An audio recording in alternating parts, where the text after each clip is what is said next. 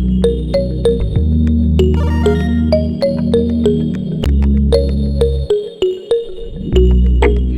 guys, it's me again, Simply yan. At samahan nyo kaming pumasyal dito sa Buhi, Kamsur. So, nandito kami sa mismong town proper ng Buhi. And first time kong makarating dito. At first time kong makita ng personal, ng malapitan ang Lake Buhi. So, nandito kami ngayon sa may stall ng Big Mac dahil nga medyo maulan, ayan, 'di ba? So, hindi kami makapasyal ng anak ko. So, ito, ako na lang muna mag-isang lumapit dito sa may lake. So, sobrang ganda niya. And dito pala makikita ang pinakamaliit na commercial fish sa buong mundo. Ito yung sinarapan. Papshi! Boy! And ito pala yung simbahan nila dito at gusto sana namin pumasok sa loob kaso hindi kami makapasok gawa ng meron pong kinasal nung time na yan. Tapos naman na yung kasal kaso nandun pa sila sa loob nagpi-picture taking so nakakahiya namang pumasok doon. So yun, pumasya na lang kami ulit. Cheers for you. Happy Father's Day. So habang nagmumotor kami, may dadaanan kami nagtitinda ng ice cream. So yan nga, bumili ako dahil trinit ko yung asawa ko dahil nga Father's Day nung linggo.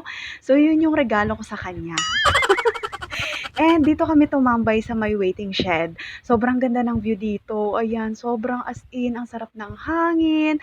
Napakaganda ng tanawin. Sobrang magre-relax ka talaga. At syempre, kapag gaganyan, may kinakain ka pa, di ba? Kasama pa mo pa yung mamahal mo sa buhay.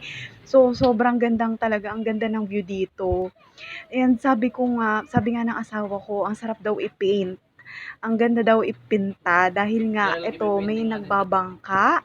Ano lang yan, yung nag-ano lang siya, yung manual lang, hindi di makina, yung nagsasagwan siya. So, sobrang gandang panoorin. So, sana pumasyal din kayo dito.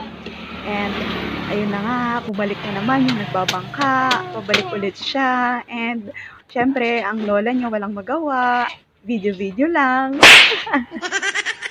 Pagpasensyahan nyo na ako. And flex ko lang pala yung bagong pantalo ng asawa ko. Yun, kasi masyado akong binubuli. And ito, banding nila dahil nga Father's Day. Binidyohan ko dahil, di ba, ang bilis lumaki ng mga bata. And, kumbaga, mamamalayan na lang natin, binata na sila, hindi na nila magagawa yung mga ganyan, di ba, mahihiya na. So, gusto kong i-capture yung mga moments na katulad niyan. So, yun, maraming salamat sa panonood, and sana naman, kahit pa paano, is napasyal ko na. Nakapasyal kayo dito sa Buhi at nag-enjoy kayo. So, yun, maraming salamat sa panonood. And meron pa po, hindi pa to tapos. Okay, panoorin nyo pa yung sunod dito. Okay.